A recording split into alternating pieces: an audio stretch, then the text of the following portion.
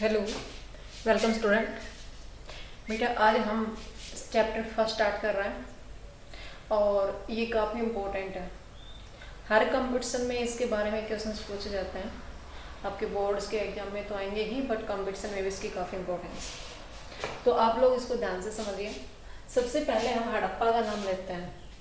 हड़प्पा सभ्यता, ये है क्या हड़प्पा सभ्यता? तो मैं आपको पहले इसका प्रसार जहाँ पे हुआ था उसके बारे में दिखा रहा हूँ। ये जो एरिया है ये पाकिस्तान का है, ये हमारे इंडिया का है। तो इस एरिया के अंदर हड़प्पा सभ्यता के अवशेष मिले हैं। यहाँ लोथल, धोलावीरा, कालीबंगा, बनावली, इन सभी के जो शहर आज हमें इससे दिखाई देते हैं उनके अंदर हड़प्पा सभ्यता के अवशेष मिले हैं। ये सतलुज नदी है, ये सिंधु नदी है और सतलुज नदी के साथ निकलती हुई एक रावी नदी है। ये सारा पानी इकट्ठा होकर के और यहाँ समुद्र में चला जाता है। यहाँ पे रावी नदी के किनारे तट पर यहाँ पे इस सभ्यता के अवशेष मिले हैं। ये जो हड़प्पा सभ्यता है इसका दूसरा नाम सिंधु घाटी सभ्यता दे सकता है।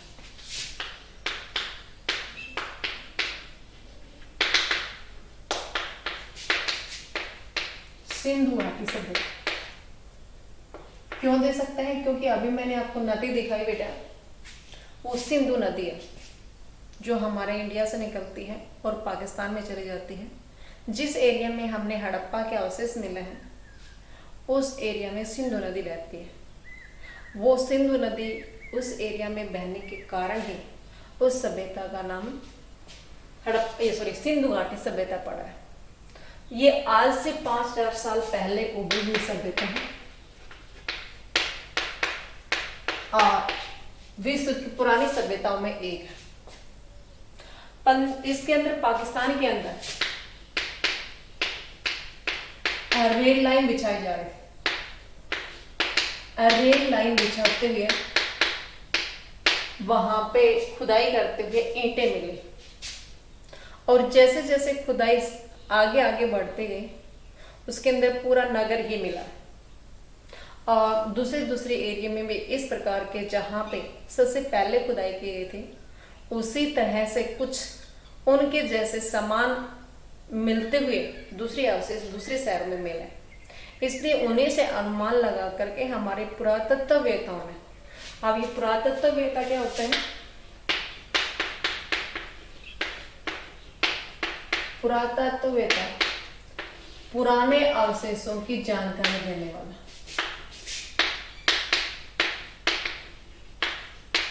वो होते हैं पुरातत्ववेता। ओके, कैसे खुदाई हुई वो मैंने आपको बताया कि रेल लाइन बिछाई जा रही थी। कब हुई, कहां कहां हुई, उन सभी के बारे में बता रही हूँ।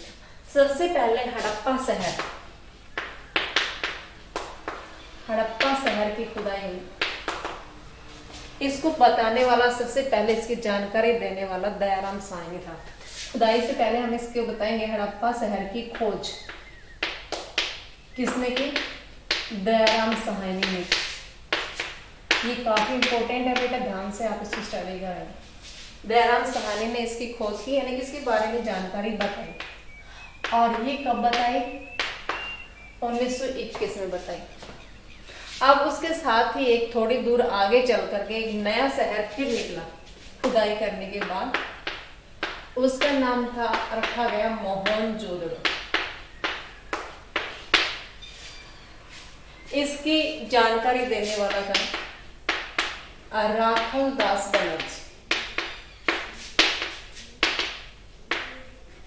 राखल दास बनर्जी या हम इसको कह सकते हैं आर.डी. बनर्जी।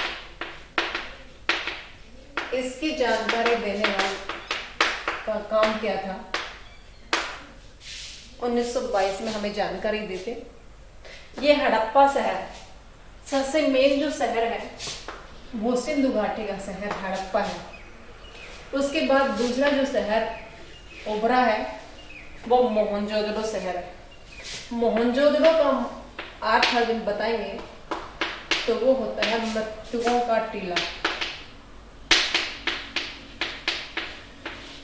टीला यानी कि जिसको आप टेबा बोलते हैं वो टीला होता है।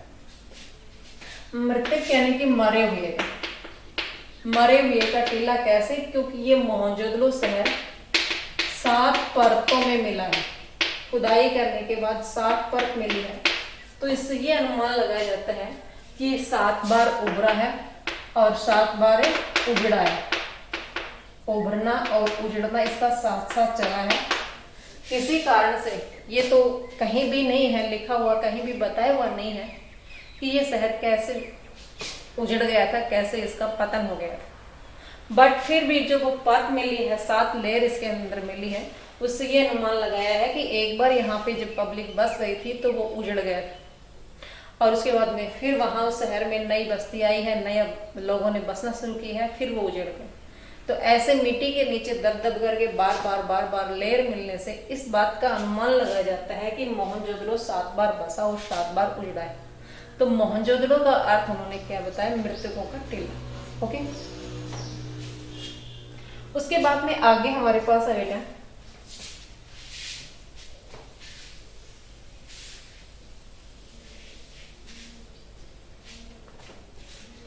पुरातत्व विभाग के महानिदेशक सर जॉन मार्शल ने घोषणा की 1924 में।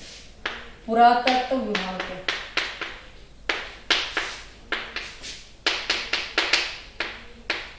महानिदेशक कौन थे?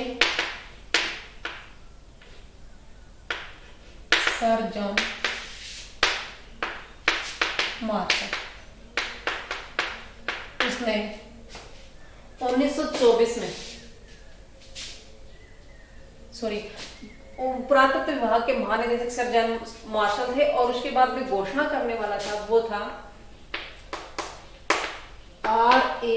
व्हीलर। उसने उस सभ्यता की पूरी जानकारी जुटा करके इस बात को सिद्ध कर दिया था कि यहाँ पे कोई सभ्यता विकसित हुई है।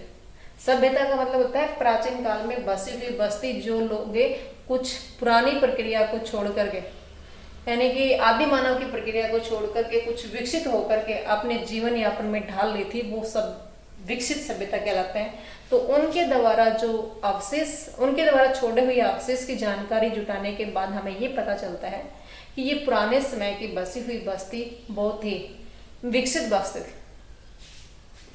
R.A. व्हीलर ने 1946 के अंदर इसकी खुदाई शुरू करवाई थी। जानकारी देने वाला कौन था? सबसे पहले हमने दयाराम साहनी के बारे में जिक्र किया है, फिर राखल दास बनर्जी के बारे में जिक्र किया है और पुरातत्व विभाग के महानिदेशक सर जॉन मार्शल ने इसकी घोषणा कर दी थी। खुदाई का काम किसने किया था? R.A. व्हीलर ने 1946 में। यानी कि ज्यादा समय नहीं हुआ है कि इसकी खुदाई आज से लगभग 60-70 साल के आसपास पहले इसकी खुदाई की गई। अब उससे आगे हमारे पास आता है बेटा भारतीय पुरातत्व विभाग का जो जनक था, भारतीय पुरातत्व विभाग का जनक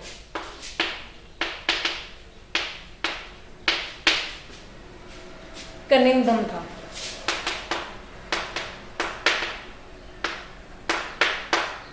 प्राचीन अवशेषों की जानकारी देने वाला, उसका जो जनक माना जाता है वो किसको माना जाता है?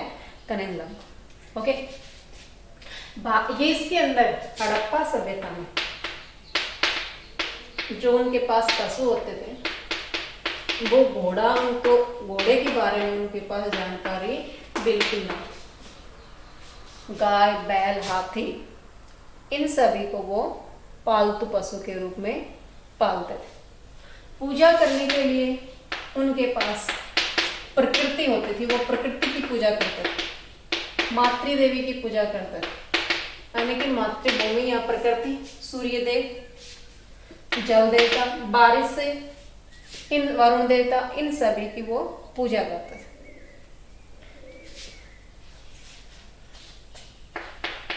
तांबा की सबसे पहले उन्होंने धातु के रूप में प्रयोग करना सीखा था।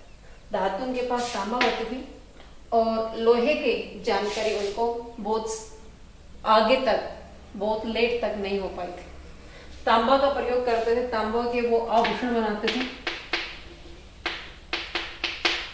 और बर्तन बनाते, तांबे के अंदर तेल मिला करके कांसे तैयार करते थे, जिसको आप कांसे बोलते हैं, कांसे की थाली प्लेट आदि जो भी होते हैं, तो कांसे होते हैं। और उस समय खुदाई करने के बाद एक नर्तकी की मूर्ति मिली, इसके बारे में काफी बार पूछा जाता है बेटा, नर्तकी की मूर्ति मिली है। ये मूर्ति कांसे की बनी हुई है, कांसे धातु होते हैं, कैसे तैयार हो जाती है, तांबा में टिन मिलाने से कांसे धातु तैयार हो जाती है। और उसके बाद में उस समय के अवशेषों में हमें सबसे फेमस जो चीज मिली है वो नर्तकी की मूर्ति मिली है, नाचते हुए एक लड़के की, जो कांसे की बनी हुई है।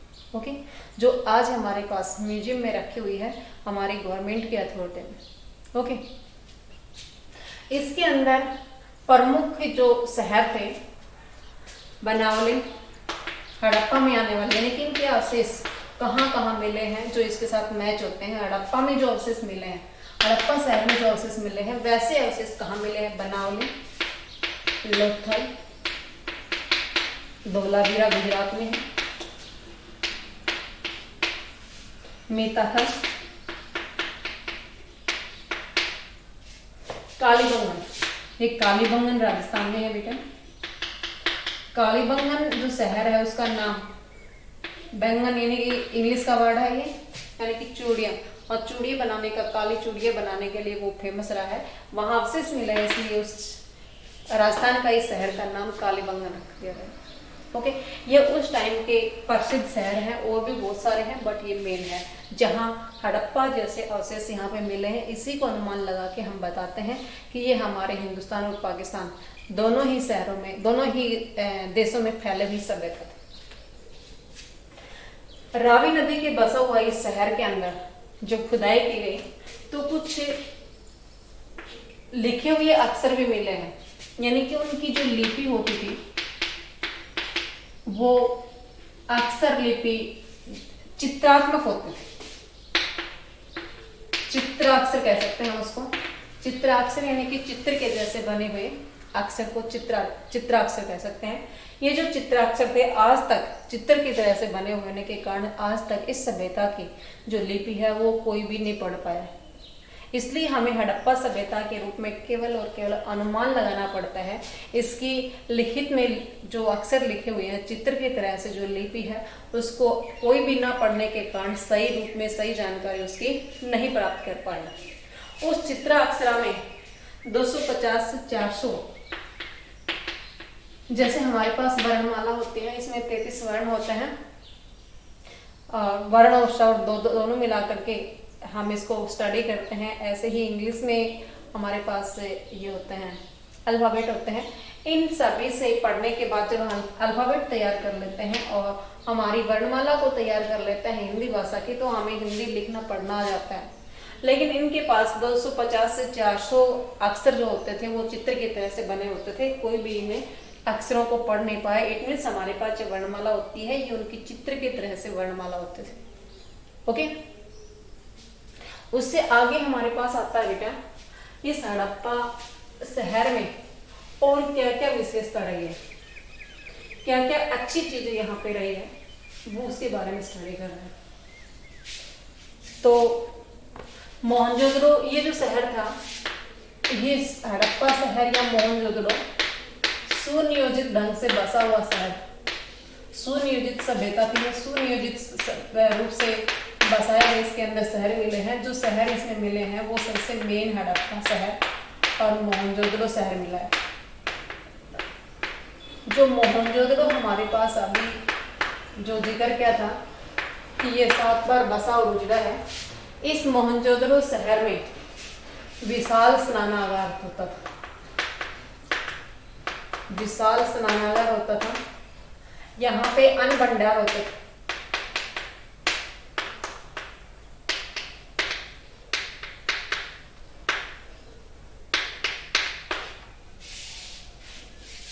इनके जो नगर होते थे, मोहनजोदड़ो लगा लीजिए या फिर हड़प्पा लगा दीजिए, ये 2 भागों में बटा हुआ था। पहले हम विशाल स्नानागार के बारे में जिक्र कर लेते हैं बेटा। विशाल स्नानागार में एक बहुत बड़ा ये स्नान घर बनाते थे, यानी कि एक हौद बनाते थे, वो पक्की ईंटों से बना होता था। इसके चारों तरफ स्नान करने के लिए स्नानागार होते थे। इसके अंदर केवल साफ पानी जाता था, गंदा पानी में इसमें नहीं पहुंच पाता था। और इसके साथ बने हुए जो कमरे होते थे, उन कमरों की निकासी बाहर की साइड में होती थी, पानी की निकासी बाहर होती थी, जिससे गंदा पानी बाहर जा सके। अन्न भंडार में वो अनाज रखने के लिए भंडार करते थे। ये जो शहर थे, इनकी गलियां पक्की ईंटों से बनी होती थी, पक्की ईंटों से, क्योंकि ये जो सभ्यता के बारे में हमने जिक्र किया कि ये 5000 साल पहले की है। तो आज से 100 साल पहले अगर आप अपने यहाँ इस क्षेत्र के बारे में अपने दादा से या फिर अपने फादर से पूछेंगे, तो उन्होंने आज से 100 साल पहले का जिक्र अगर हम करते हैं, जब आपके फादर छोटे थे या दादा थे, उस टाइम की जो हमारे मकान बने होते थे वो कच्ची ईंटों से बने होते थे। उनको पक्के ईंटों के बारे में जानकारी थी ही नहीं। तो हम अनुमान लगाएंगे कि 100 साल पहले जबकि जिसको जानकारी नहीं थी, तो 5000 साल पहले उसको जानकारी कैसे हो सकती है? क्योंकि ये जो हड़प्पा सभ्यता है, ये तो 5000 साल पहले की ही सभ्यता है। बट उसकी जो समय का जो मकान बने हुए थे, जो सड़कें बनी हुई थी, वो सड़कें पक्की ईंटों से बनी हुई थी। और ये जो पक्की सड़कें थी, ये समकोण पर काटती हुई सड़कें थी। समकोण पर काटते हुए यानी कि यहाँ पे जो आपको घर दिखाई देगा, ये एक ही लाइन में बना हुआ होगा, और इसके साथ में ये सड़क होती थी, ये रास्ता होता था। दूसरा रास्ता यहाँ से होता था, ये सीधा यहाँ से खड़े होकर इस शहर के आर पार, यहाँ इस साइड में देख सकते हैं, यहाँ पे खड़े होकर के इस साइड में आर पार देख सकते हैं, यानी कि एक दूसरे के ऊपर सीधी रेखा में बनी हुई सड़कें थी। तो इससे हम अनुमान ये लगाएंगे कि ये जो शहर बसा हुआ है, ये नियोजित ढंग से बसा हुआ है। सुनियोजित, जिसको योजनाबद्ध ढंग से आप बसाते हैं, वो शहर है वो सुनियोजित होते हैं। जैसे हमारी अभी नई सिटी, हुडा सिटी जो बन रही है शहर में, वो सारी सुनियोजित ढंग से बसी हुई है। उसके अंदर जगह जो बीच बीच में जो मकान होते हैं, उनके बीच में एक स्कूल के लिए फिक्स जगह होती है, उसके बीच में कहीं ग्राउंड के लिए, खेलने के लिए, मैदान के लिए फिक्स जगह होती है, और रास्ता बिल्कुल सीधा होता है, और उसमें एक जैसे मकान होते हैं। पानी की निकासी के लिए सुनियोजित ढंग से उनके पास प्लान होती है, और स्कूल के लिए या दूसरी फैसिलिटी जो उस एरिया में रहने वाले लोगों को चाहिए, वो उसमें फिक्स कर दी जाती है कि यहाँ ये सुविधा, अस्पताल की, बैंक की, दूसरी जो सिस्टम है, जहाँ से उनको वहाँ रहने वाले लोगों की जो व्यवस्था करने के लिए, सुविधा देने के लिए जो भी चाहिए होता है, वो उसी स्थान पर सेट हो जाता है। तो आज हमारे शहर में हुडा कॉलोनी जो बन रही है, वो कॉलोनी योजनाबद्ध ढंग से बनी हुई है। लेकिन ये योजनाबद्ध ढंग आज बन रहा है, और इसी प्रकार का योजना आज से 5000 साल पहले बनी थी। तो वो एक हमारी तरफ से एक आश्चर्य प्रकट होता है कि उस टाइम भी लोग योजनाबद्ध ढंग से शहरों को बसाते थे। इनके जो मकान है, वो डायरेक्ट किसी भी सामने गली में नहीं खुलते थे, उनके मकान अंदर की साइड में खुलते थे। सभी उस एरिया के लोगों का, और उसके बाद में सभी कॉमन उस मोहल्ले का जो रास्ता होता था, वो सड़क पे आके मिलता था। इस प्रकार से उनके शहर बसे हुए थे। उनके शहर थे वो 2 भागों में बटे हुए थे, 2 हिस्सों में बटे हुए थे। उनके बनाने का ढंग 2 था। तो एक तो था पक्की ईंटों पर बना हुआ, उनका शहर 2 भागों में बटा हुआ था। एक चबूतरे पे बना हुआ था, ऊंचे स्थान पर बना हुआ था, और उस चबूतरे पे बसी हुई जो बस्ती होती थी, उस बस्ती का नाम ये नगर दुर्ग का नाम देते थे। इट मीन्स यहाँ पे ये समझ में आता है कि ऊंचे स्थान पे बसे हुए जो लोग थे, वो उस समाज के हाई सोसाइटी के लोग थे, उच्च वर्ग के लोग थे। और दूसरा जो शहर, उस शहर को 2 भागों में बांट करके, एक तो नगर दुर्ग हो गया, दूसरा जो ढलवा एरिया होता था, जो नीचे स्थान होता था, वहाँ पे दूसरे लोग रहते थे, उसके अंदर निम्न जाति के लोग रहते थे। ओके, तो ये उस समय के शहर की बनावट थी।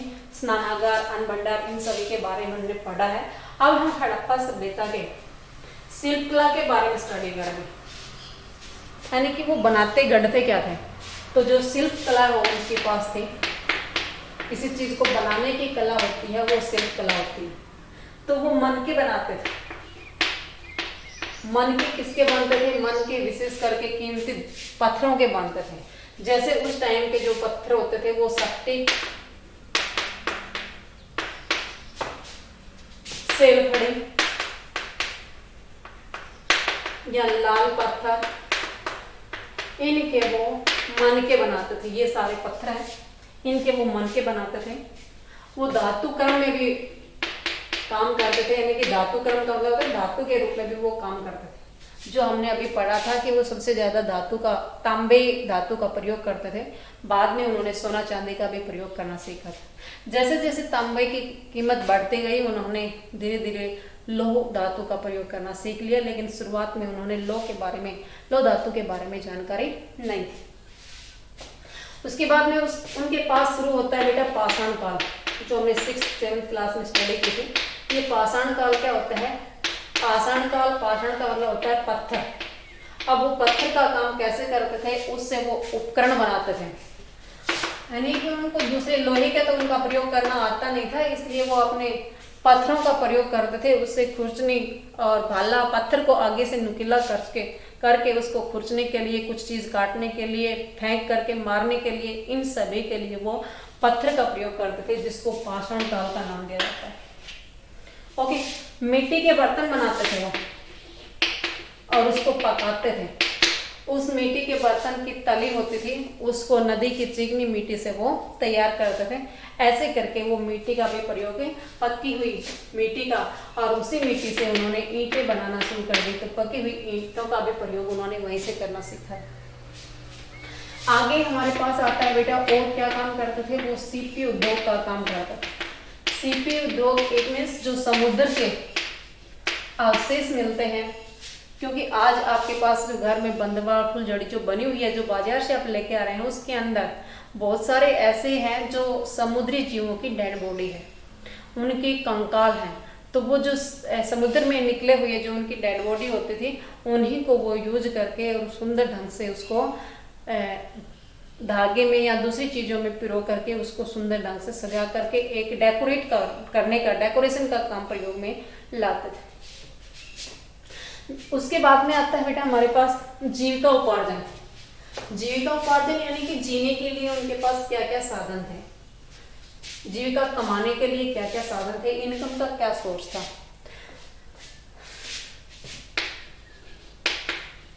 जीविका निर्वाह के लिए क्या काम करते थे? वो कृषि करते थे। कृषि के लिए कृषि उपकरणों का प्रयोग करते थे, और उसके साथ में वहां सिंचाई की सुविधा के भी अवशेष हमें मिले हैं कि वो लोग सिंचाई भी करते थे, केवल और केवल मानसून पे, वर्षा पे ही आधारित नहीं होते। उससे आगे उनके स्वाधान के बारे में स्टडी करेंगे बेटा।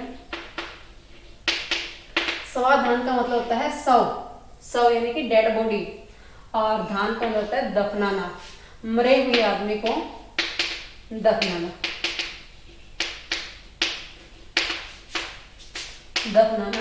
स्वाधान कहलाता है। ये उनके पास दफनाने का भी दो तरीका होता है। वैसे हमारे धर्म में इसको क्या जलाते हैं, दूसरे धर्म में जो जैसे मुसलमान हैं वो इसको दफनाते हैं। उस डेड बॉडी को दफनाने के लिए उनके पास दो तरह के स्वाधान होते थे। एक जो स्वाधान होता था, लाइक यहाँ पे किसी की डेड बॉडी को दफना दिया तो इसके साथ कीमती धातु और आभूषण मिलेंगे।